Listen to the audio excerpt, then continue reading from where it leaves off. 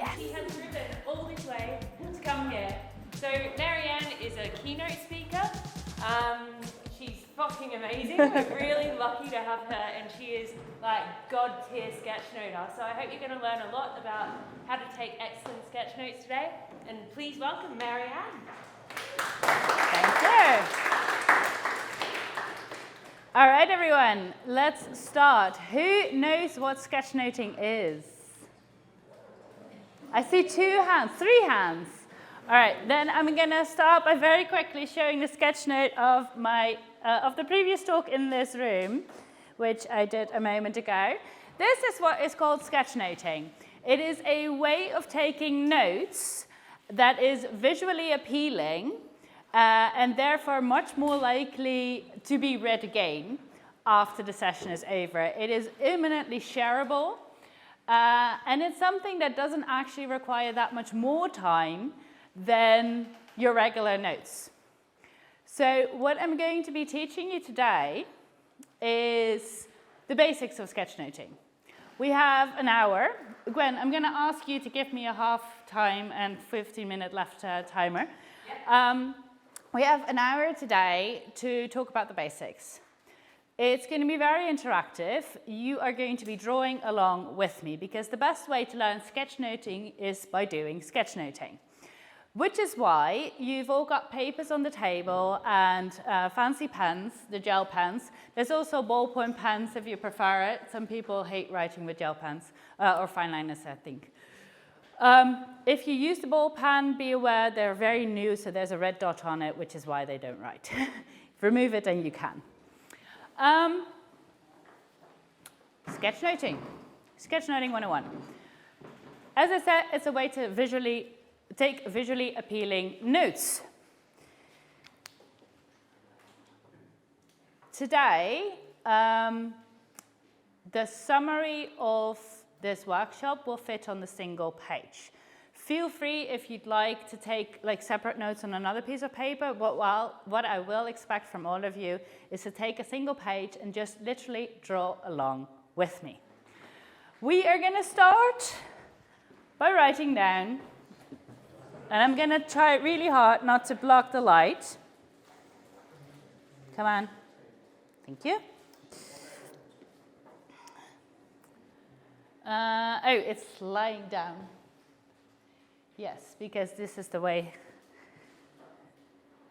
beamers work. All right. We're going to write down the title of the workshop. Normally, I would ask you to do it on a portrait because I love working portrait much better than I love working landscape. But we're going to work with what we've got, and I've got a landscape beamer, so we're going to do landscape. All right, so the title of this workshop is Sketchnoting Adventures. So when I write, just copy me exactly, which means leave some space around the edges.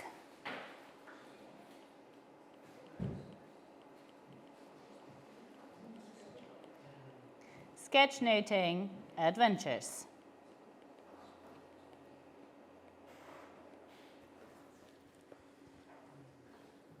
There you are.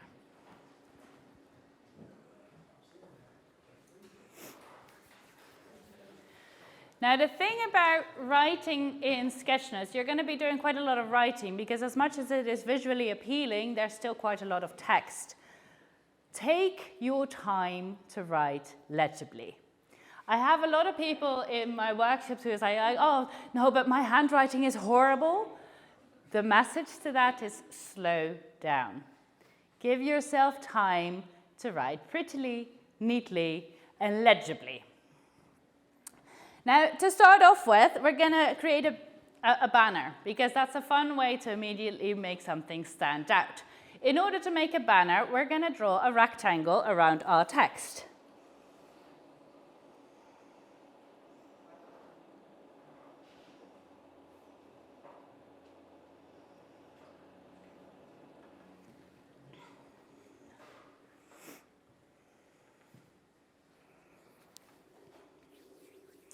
Once you've drawn your rectangle, we're going to draw 2 more. Directly behind it.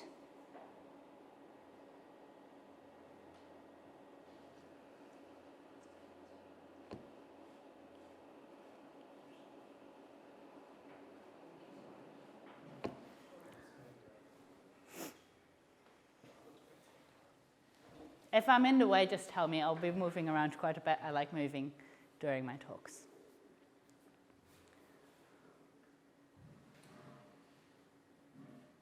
Once you're done with these, the memory aid you need is outer corner to outer corner. What do I mean with that? The outer corner to the outer corner.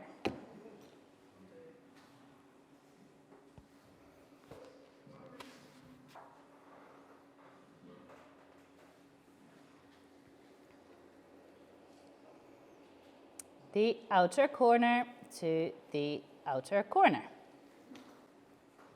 And voila! If you look at your page, you've created a nice banner. Now, a lot of the things that I'll be teaching you today are things about note-taking and a philosophy to doing that. A lot of sketchnoting workshops focus very much on creating lots of images and lots of pictures. On my scrap paper here in the corner, on my flip over, which I hope stays upright, I'm going to illustrate why I highlight text so much. Because there's two reasons. Normally, in a longer workshop, I'd ask every single one of you to create an image for the word data. Now, we are in tech, so a lot of you will draw databases, but invariably, at least one person will write the beautiful graph, which is a nice representation of data. The second assignment I'll give, without showing, of course, what the images are that everyone is drawing, is I'll ask every single one of you to illustrate the word growth. And invariably, at least one person will very prettily write a graph. Now, due to time constraints, I didn't actually do this exercise with you today, but what it highlights is that an image alone can have a lot of different meanings. We have the saying, a photograph is worth 1,000 words. And that's true in a lot of cases. The problem is it's very often different words to every single one of us. In sketchnoting and in note-taking as such, we want to be specific and precise in our meaning, rather than leaving a lot of room for ambiguity. Another thing which I always highlight is that this is an image, and people are often drawn to images. But what we as humans are drawn to much more, and I'll have you practice this in a second on that screen, is people. And if you do this for the word growth, sorry, I'm in my Dutch language skills at the moment, then very often people will be much more attracted to the latter than the top. So don't be afraid of adding text in a sketch note. Don't be afraid of just writing down what you mean. So, I already hinted at it. For our summary here, we are going to start with some basic shapes. Now, don't worry about your drawing skills. You don't need to be an artist. You just take it slow and draw legibly. We are going to start with some basic shapes, and I'd like you to make sure you reserve some room around them. So don't cramp everything in. We are going to start. I need to balance my page differently. We are going to start with my nice. Does it work? Yeah. I want it slightly thinner. You have a thinner pen as well. Nice triangle.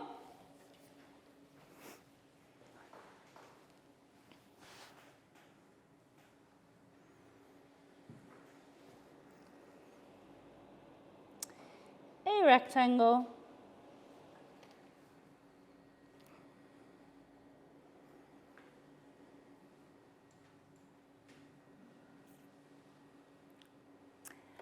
Oh, that was me accidentally hitting something.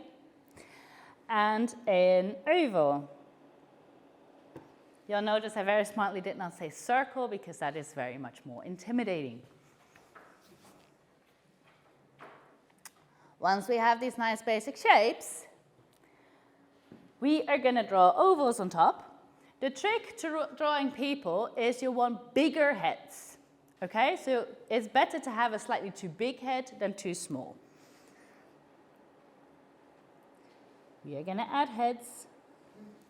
The general rule is a third. So 2/3 body, 1/3 head. It's better to go too big than too small. It's not like something is going to go drastically wrong. It just looks more visually appealing. They all have legs, and we're going to do the simplified legs going down. And then there are 3 positions for the arms. One is waving, one is in the side, and one is calmly by the side. So each arm has that option.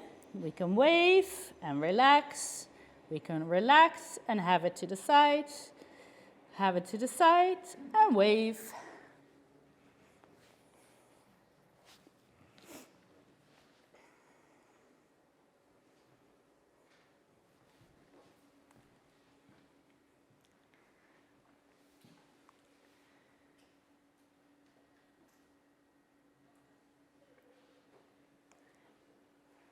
The beauty of these kinds of people drawings is that they're fairly simple to remember. And they're fairly simple to draw, and they look pretty as is. You can add colors, you can add hair, you can add faces. There's a lot of different things you can do, but just these people are already visually appealing enough. Now to come back to this, and to come back to sketchnoting when we use it. Sketchnoting is something that I do about everywhere. I've been doing it for 6-ish years now, I think, but I've done over 400 of them. I've lost count. But one thing that they all have in common is that we as humans are attracted to humans, which means if you do your sketch notes and you do nothing more than draw a bunch of the stick figures with some speech bubbles or containers, you're golden. All right? One of the most frequent questions I get is, how do you make sure it all fits on the page? And where do you start? Now, you're all a very attentive listening group. I see a lot of very focused people, which I do love. If you have questions while I'm talking, do feel free to just raise them as such. But one of the frequent questions I get is, how do I start? How do I do this? This technique that I'm showing you is meant for sketchnoting live in the moment. Okay? So this doesn't require a lot of preparation. It doesn't require a lot of rework afterwards. You may and you can, but you don't have to. So this afternoon, I'm going to have a challenge for you, which is that you'll start doing a sketch note yourself, just to experience it. What you'll do is you'll sit down in the room and you're welcome to write down the title and the person who's speaking beforehand, before it starts. And then you can start and you can listen. Within the first 2 to 3 minutes, if you haven't already found something you want to write down, you'll start by writing down a stick figure and something about the speaker. Because the very first thing we need to do is get started. Get started and get something on the page. Get that white, empty space broken into. You start by writing whatever is being said. How many of you are note takers? How many of you take a lot of notes? That's awesome. How many of you were ever trained in how to take notes? Did someone ever explain the basics of what you would need to write down? No. It's not a skill that we're being taught. How many of you look back at your notes frequently? There's a lot fewer hands in the room. The sketchnote heuristics that I'm going to talk about are varied. But the first one I'm going to talk about is summary. Summary over reflection. We are going to talk about the sketchnote. Oh, does it work? Sketchnote heuristics.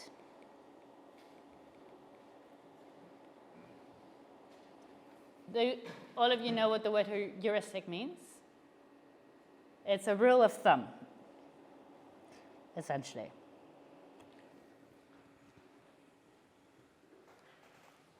There are a couple of sketchnote heuristics, and I'll be talking about them all. Well, not all, but a few.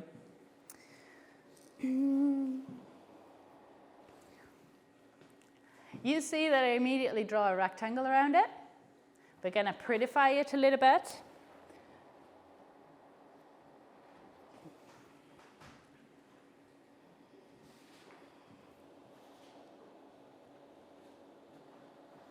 Just because it's fun.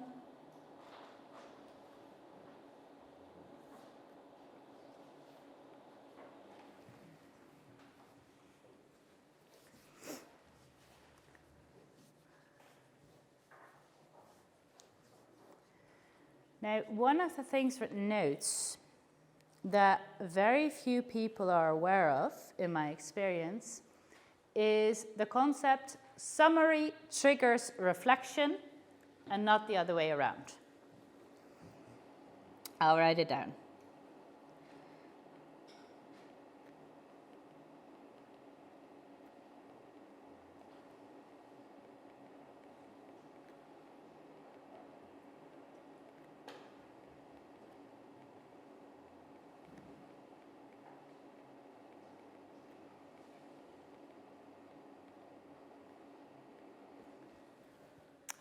What do I mean with summary triggers reflection? Most people that take notes listen to what is being said and write down what it makes them think of, what it brings up in their mind, that it relates to something else, that, oh, this is important. And in writing your notes and writing down your reflections, it feels very meaningful at that moment because you're listening and you're connecting it to your own experiences. So, you'll write down, oh, great point. This is important. Reminds me of X and X. But looking back at those notes is meaningless for a lot of us because we can't connect it to the original point being made. And it can feel very stupid to just write down literally what is being said, the core point, the summary of it all. Because to a lot of us, while we're hearing it, especially when they're open doors, it can feel like an open door. Why would I need to write that down? But summary, when you're reading a summary, the actual contents of the words, it will trigger that reflection you've had in the moment, the reflection that you felt while you were in the room. So if you write down the literal words of what is being said, you're much more likely to get that emotional response you felt in the room, whereas if you write down your emotional response, you can't get back to the original point. Now, this isn't something groundbreaking in that regard, but it is something that is new to a lot of different people. If you actually look at the way you take notes, and hopefully you've stumbled over this truth yourself already, but if you haven't, take note. Write down the literal words of what is being said. Your summary, the contents of the language, of the presentation, what is actually being said. So summary triggers reflection, not the other way around. Does that make sense to you all? I see some nodding faces, that's good. So that's one of the heuristics you need to know for note-taking. You'll see on this page that the text I wrote down, I'm trying to figure out how to phrase it. It has a white background. It's black text on a white background. Now, I've given you all white and black for a reason. It's because it's neat and it's clean and you don't have any distractions. But white doesn't bind. It's something that art school will teach you. I have a friend who went to art school and she was always talking how her teacher was like, white doesn't bind. If you make a painting and you add a lot of white, it dances, it goes all over the place. If you add a lot of color, which you can do in sketchnoting as well, you saw that in the previous one, or on paper I use pastels and stuff. If you add a lot of color, it can work, but white as a basis doesn't bind. So anytime we write down text on our page, we're going to want to bind it to the page. And the way we do that is the way we've already done it, by adding banners around it. So throughout this presentation, we'll draw a lot of rectangles around things, just to bind it to the page.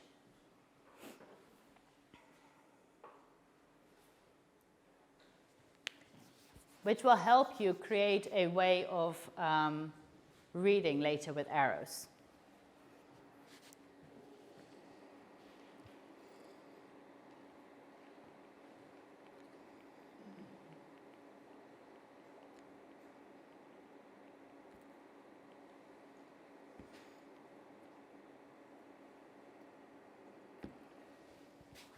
Is it light or dark? Sorry? Was it light or dark? Bind. Bind. Oh, sorry, my language. White doesn't bind. It doesn't create a unity. It doesn't bring it together. So if you will have a lot of text loose on the page, I could have shown you an example, but I didn't have it prepared, so I won't go into that. But if you have a page with a lot of different text on it, and then you start adding circles and containers around it, you immediately get a sense of unity, a sense of calm, a sense of legibility of your notes. So the reason I'm bringing this up is because I'm going to want you to use a lot of containers. Whenever you write a piece of text, write it in a column and add a rectangle around it, add a cloud around it. There's various containers you can use, and it doesn't matter which one you do, as long as you bind it to the page. Now, all of these things that I'm teaching you are just, they're basic and they're simple, but they help bring a visually appealing page together.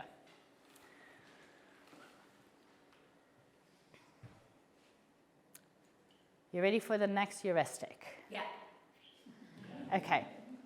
One that we very often use in IT as a whole, and one that I've already mentioned regarding your handwriting. Go slow to go fast. It's a very basic one. Go slow to go fast.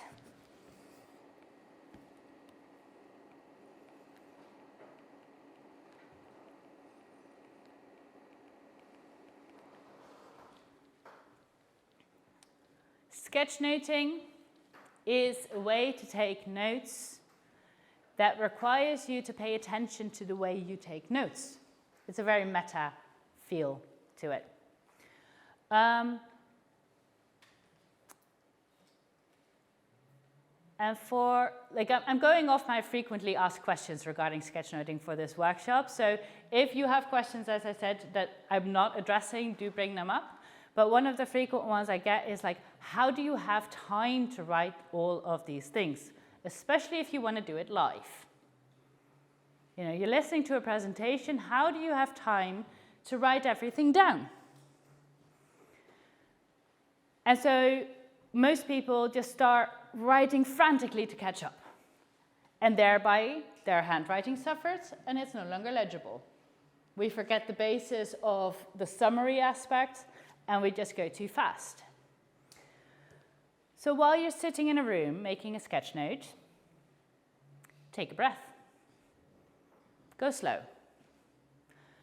You want to highlight, while you listen, the key points of what is being said, the summary that you want to extract. And that is what you're going to write down. You're going to write it down calmly and legibly. Most presenters will use a lot of examples. We'll go into a slight tangent. We'll circle around the topic a couple of different times to really hammer that message home. And you don't necessarily need to write all of those different things. Now, if you are stressed out about not being able to write everything down at once, if you ever see me sketch notes in large, what I'll very quickly do is I'll have a piece of scrap paper or a Post-it and just very quickly be like, oh yeah, what was that note? It was like scribble, scribble, scribble, scribble, scribble. And then at least I have the core down. And while they explain and go off into their experience story, I can copy it down legibly. It requires a bit of multitasking, but you get better as you go along. So go slow to go fast. Go slow, take your time to write it down. All right. Go slow to go fast. It's something we have in IT as well. We want to build in quality. We want to make sure we do the right thing first time and not have a lot of rework. So this is a statement that you'll hear in a lot of different contexts. But it applies to life. It applies to just, it's a philosophy. Don't try to rush everything. Take a breath.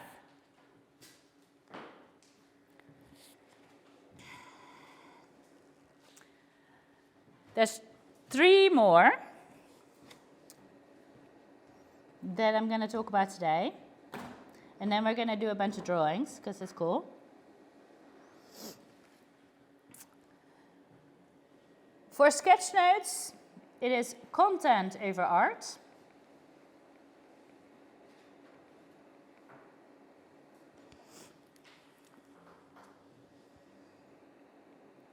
With a caveat. But it's the art that attracts.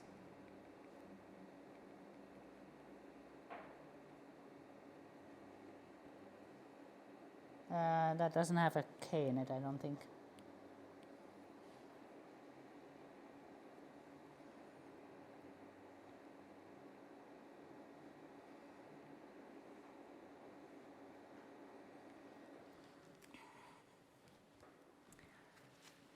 So, when I started sketchnoting years ago, one of the talks I was sketchnoting was by Lynette Creamer on testing like a cat. And I, for the life of me, did not know how to draw a cat. So on this piece of scrap paper that we're going to hope holds up is how I drew a cat. I knew a cat has ears, a sort of round-ish face. It has a long body, and for some reason, I always draw it standing up. I don't know why, but I do. It has a long tail and some paws. And some paws here as well, which I don't quite know how to do right now. It's a bit of a weird cat. I know it has whiskers too. And the thing is, my drawing skills might not be the bestest in this picture. I've since improved. I'm now physically able to actually draw a cat realistically, but I wasn't at the time when I started this, and I'm still not when I'm doing sketchnoting. I still can't draw a realistic cat when I'm sketchnoting. But there's one magic trick that I've already shared with you that will unevocably, for every single one of you, make it very clear that this is meant to be a cat. Who can tell me the magic trick? Lots of circles. It says meow. That's a cuter one, but Lee and what's your name? Purnima are correct.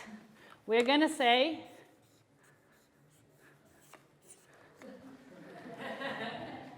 it's a cat. And you know what the funny thing is? As poorly drawn as this cat is, for most people who will look at it, it will give a giggle. It will bring a smile to their faces. It's cute, and it might not be perfect, but it brings some life and authenticity to the page. So don't worry about making silly drawings. In fact, I'm going to have you deliberately make a mistake very soon and show you how you can possibly fix that. Yeah.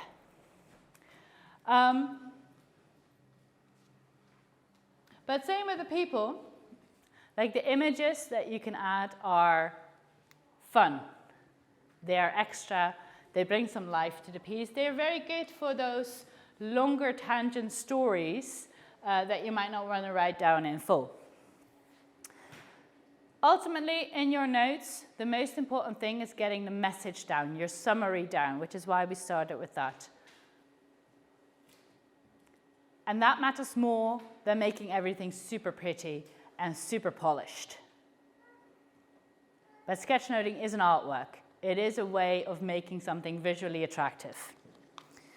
I have my pencil here. 2 more. Which one of you knows about the concept of liberating constraints? Cool. When we talk about creativity, we often talk about thinking outside the box. And there's a very funny thing that happens with trying to think outside the box. Is that most of the time we never define the box we're trying to think outside of. And that might seem weird, but an empty page can be a lot of different things. And it can be so intimidating that we stay with the things that are safe. In order to think outside the box, you need to define your box. In order to be more creative, it helps, paradoxically, to add a lot of constraints to yourself. The more you constrain yourself, the more you have clear rules or expectations, the more creative you can be within that. So it's the concept of liberating constraints, but for sketchnoting, I write it down as constrain yourself to free yourself.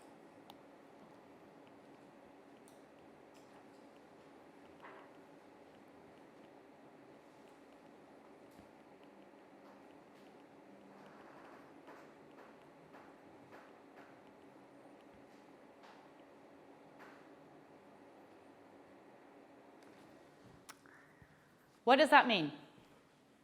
When you're starting to sketchnote, there's a lot of different things you can do. There's a lot of images you can create. There's a lot of ways you can create a page. If you're a beginner and you start looking online on like visualizations and libraries and what you can all do, it can get very intimidating very, very fast.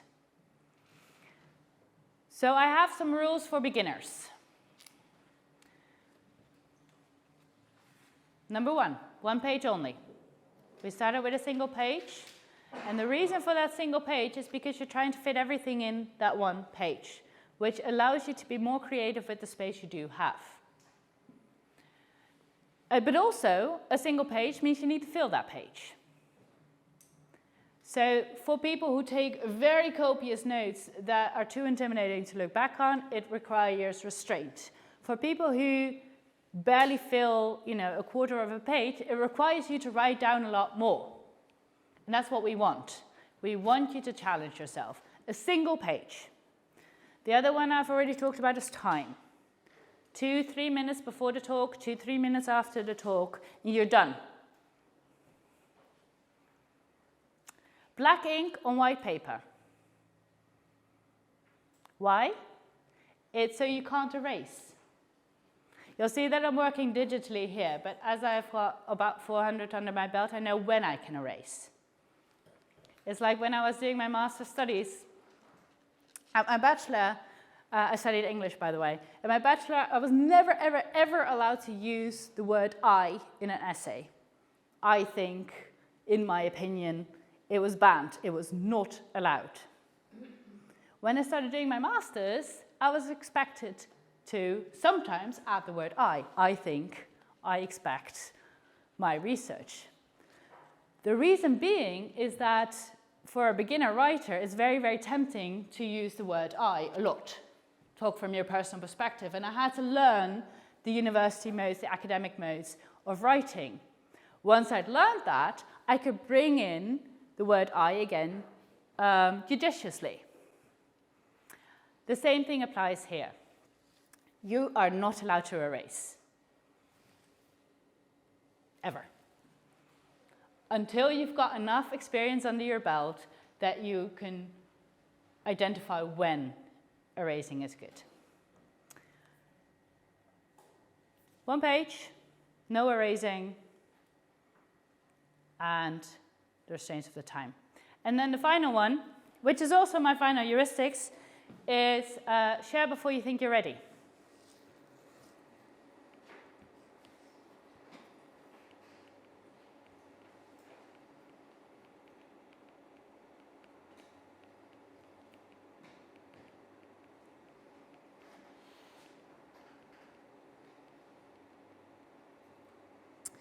Now, Twitter is a bit of a dump, but there is still a lot of other social medias you can share it on. You can app it to your friends, your colleagues, you can add it to LinkedIn. If you're still on Twitter, you can tweet it, you can use Mastodon, you can do a lot of different social medias, Facebook, Instagram, I don't necessarily care what. But there's two reasons why you should always share your sketchnoting work. The first one is the thing that we often think about is, we are intimidated by our own work, we judge ourselves too harshly, and we see all of our flaws. But other people just see the final result, and they see that it looks pretty. And that it looks legible, and that it contains a content, the summary content of the talk or the event that you were at, which is something that people will be very appreciative of.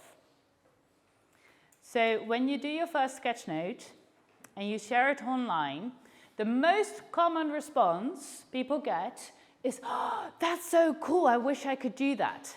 And they won't believe you when you tell them it's your first time. You might be skeptical, but I've heard it back so many times now from participants in workshops. It's a common thing. People will be intimidated, people will be very impressed, and that's a good self-confidence boost for your own sketchnoting skills. But the second one is more important. The second reason why I think you should always share your work is because it's a mind trick that tells you you are done. Once it is out there, once it is shared, you don't have to prettify it anymore. You don't have to improve. You don't have to be perfect. It's already done. And that can create a lot of comfort. How many times have we taken notes that you then need to work out in the computer to be able to share them, and then we forget about it, and it's too long ago, and what's the point of our notes? By getting it out there minutes after a talk, it creates a sense of calm. It's done. You're ready. It's done.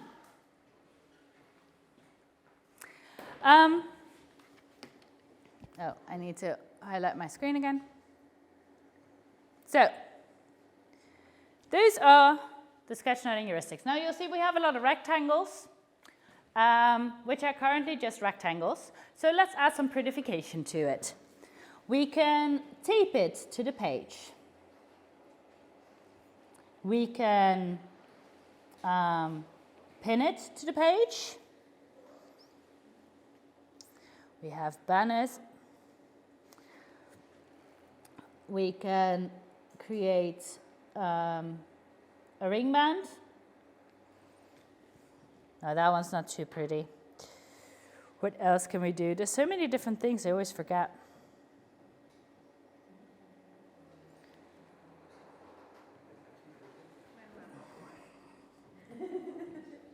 Go.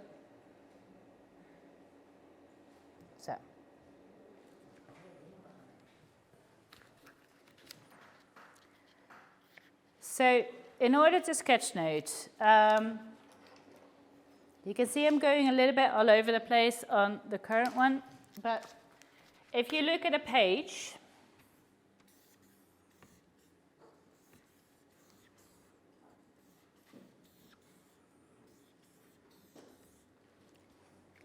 so how do you fill that page? How do you start? I've already mentioned a couple of things. I've already mentioned the people, the fact that all text should be in containers, but a whole page, how do you fill that?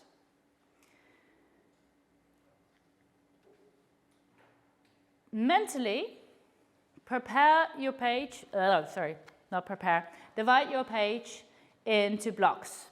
You can create it into 4s or into 8s, 6, that could work as well.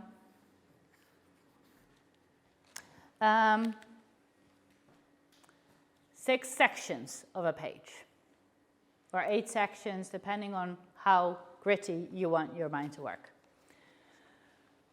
A rule of thumb that you can use is halfway through a talk, you should have filled about half of your page. And that means if you're halfway through a talk and you've barely written anything, that means you need to start writing down a lot more. If you're halfway through a talk and you already covered most of the page, you might want to skim out on a few things. You can go like the traditional route, or you can go crisscross and just direct the reader with arrows. You can go down, or you could do the more mind map approach and centralize out from there. There's a lot of different ways in which you can build up your page, and most of the time it's just a matter of picking one for that particular talk. I often improvise and find out which way works while I'm doing the talk, but you can plan it out in advance. The most important concept, though, is the concept of different columns. A lot of time when we write traditional notes, we write from the top left all the way to the top right. And that requires a lot of movement, both from your arm as from your eyes while you're reading it. There's a reason newspapers split things up in columns. There's a reason I do that here. Small, different columns, not over the full width of the page. It's because it makes it much more legible, much more calm, much more contained. So it's a very simple trick. 15 minutes, cool. So that's different ways of balancing the page. That was already there. If you make a mistake, oh yes, Simon. Marianne. Yes. What are your thoughts on signposting with numbers? So like a 1 in a circle, 2 in a circle, 3 to kind of guide people across the page. So the question is, how do I feel about numbers? Like adding numbers to guide people over the page. I think for some talks it can be really, really effective. And for some talks it will be overkill. So context matters, but it helps, I think, to create clarity, to create a sense of flow. And that's really what we want. We want to create specificness. We want to be very clear in what we mean. And sometimes it matters very, very much on what the flow of a talk will be. And so we really want to guide the reader from one to the other with an arrow or a number. Sometimes it doesn't really matter that much. And so as long as we have the islands, which is clear what that island is about, it doesn't really matter if we first read this section and then this section and then this section, as long as we are clear on how things are grouped. So, yeah. People are very often hesitant to make mistakes.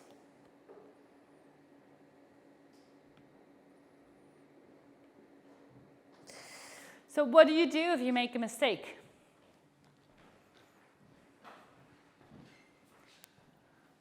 do you do if you make a mistake? You cross it out. You have no eraser, so you cross it out. Now there's two things.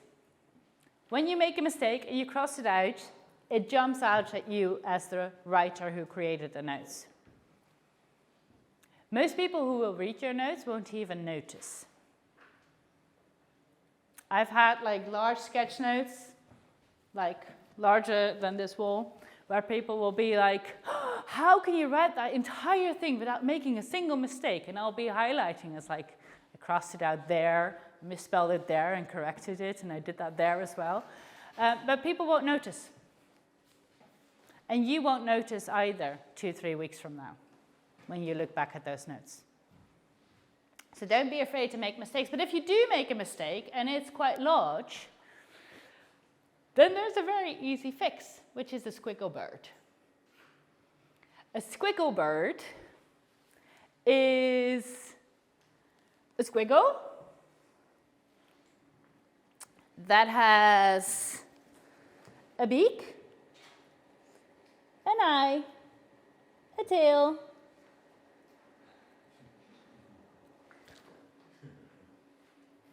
and some feet.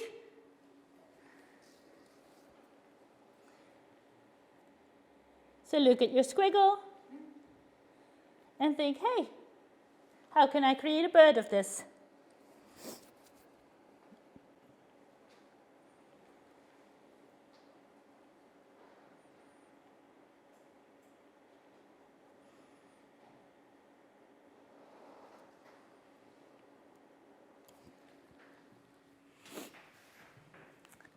Squiggle birds are useful to cover up mistakes. They're goofy, but they're also useful to just add a squiggle, to add something funky, to add something weird.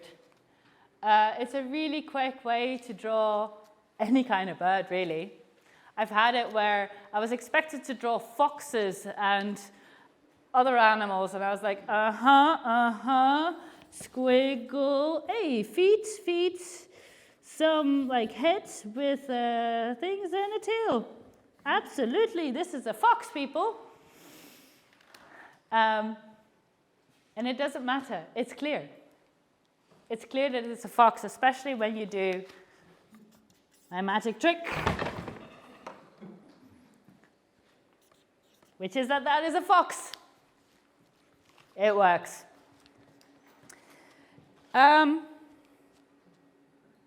Any questions thus far? Anything you'd like to ask me? Then let's create some images, it's fun. What shall we draw?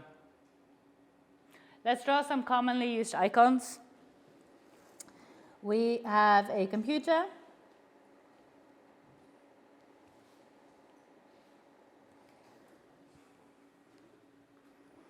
You can even add the more old-fashioned feel.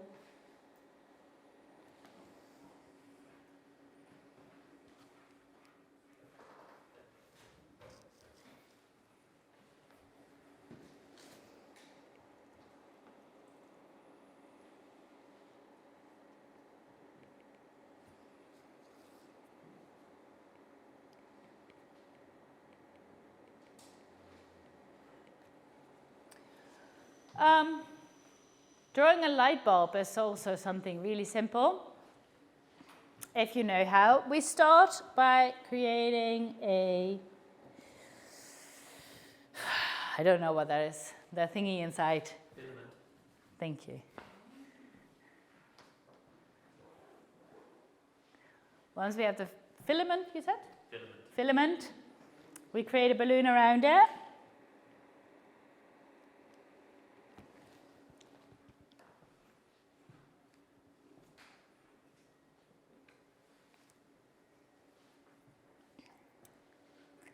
And then we add some wire.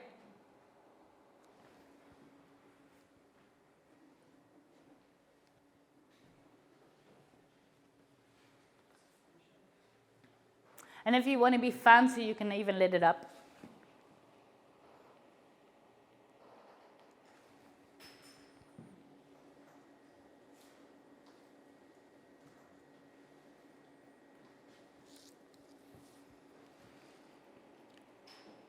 We can have a cup, which I'm poorly drawing at the moment.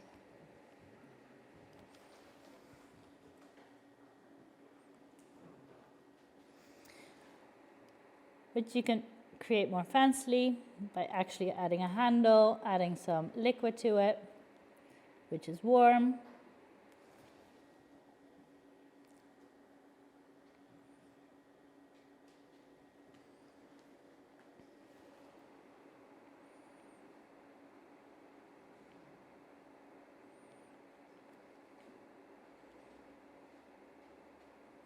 Some music notes.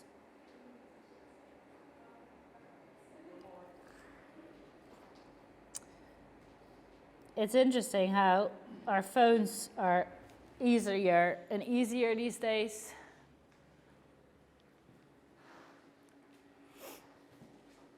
What else do you want to draw? What kind of image do you want to draw? Two people having a conversation, two heads. Two people having a conversation. I'm going to go with your first one first. Yeah. Two people having a conversation. So we add the basic people.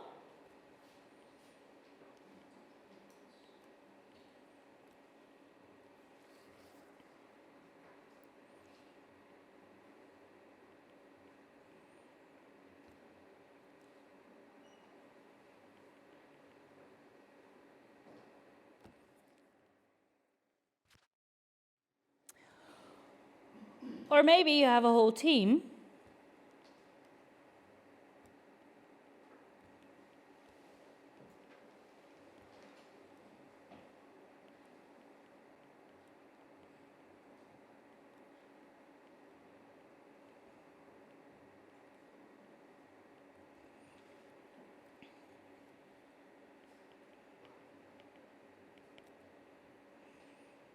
And you have a speech bubble, if you remember cartoons, which I'm drawing on the edge, which is very wiggly, which is why my drawing is rapidly failing. But yeah, they share a conversation together.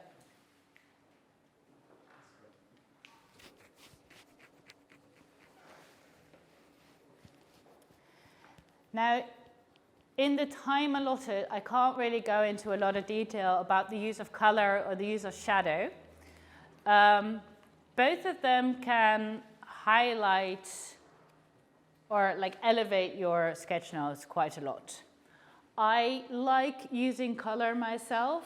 I love using a whole like variety of different colors. There's a couple of philosophies on that. You can use color to create meaning, in which case you would usually have 3 levels of color: the very, very bright, important, slightly more muted, lighter color for the main content, and then a very, very light color for details, which allows for a kind of zoom-in effect. You usually use complementary colors for these things. Or you can do as I usually did and just go wild. You can see some of Gwen's welcome posters, which have colors all over the place, and they bring joy. And that's nice, and I like that. Shadows as well. If you have any kind of highlighter, you can use shadows. You can get the fancy gray ones, which is cool. But you can use basically any color for it as well. If you're going to add shadows, here's a neat mind trick, which is the difference between a 2D and a 3D effect. Does anybody know? There's always a light shadow in 3D. Like the light makes it 3D. Yeah, so the difference, I'll just do that. The difference between 2D and 3D is that for 3D, the shadow will just be behind. And for 3D, the shadow will be on top. And it's as simple as that. 3D, by having the shadow on top, you create that sense of reflection, like that sense of roundness.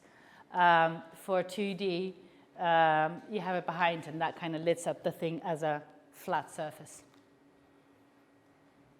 This is Sketchnote rules, by the way. If you want to do realistic drawings, there's a lot more complexity that goes into shadows. But for the basic principle here, this will hold. And the one thing to remember about shadows is that you pick one direction from which the light comes.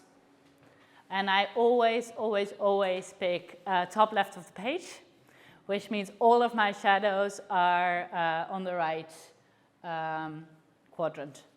Like, yeah.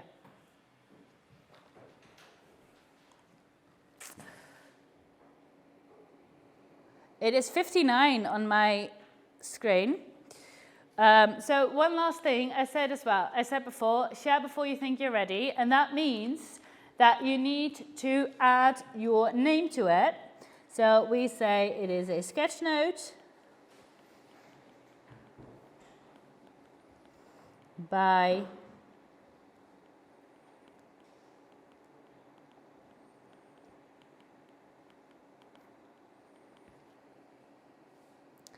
me, which is my handle,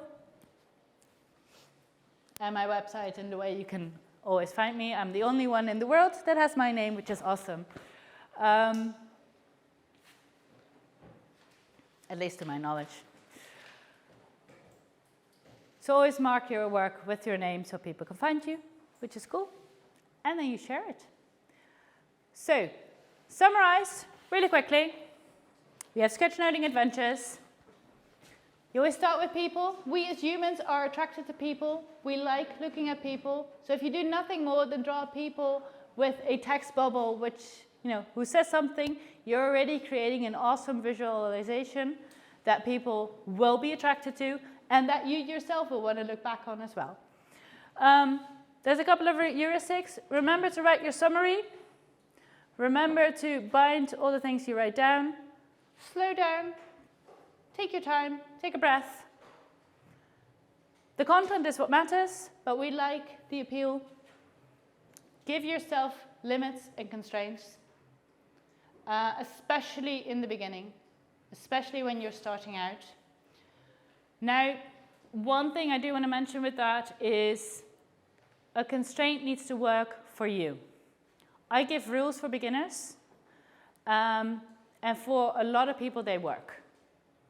And they're helpful, and they help bring focus. For some people, they are so frustrated with the rule I give them that frustration takes over. In which case, feel free to ignore me and pick a rule that works for you. So if you really do want the extra time to make it pretty at the end, some people really want the time afterwards to take it in and then share it, feel free to. But I very much think sharing before you think you're ready, before you think, oh, but I could make this better, share before you think you're ready. So the work that you now have, take a picture and send it to someone.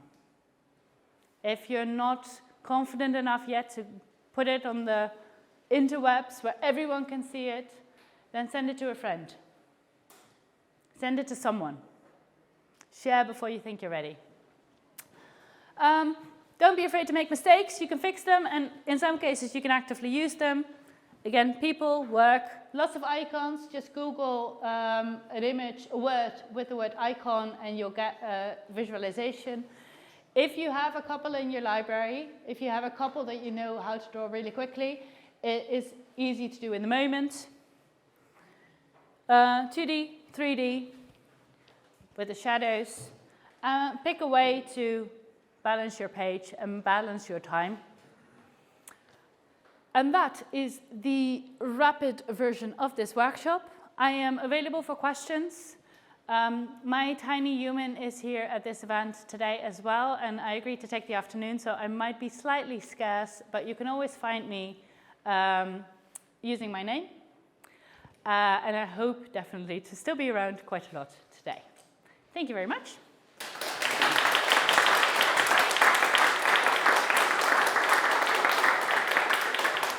Thank you so much. Absolutely brilliant. So yeah, I hope you really enjoyed that. I'm so fucking stoked to have Marianne over. So yeah, thank you, Marianne.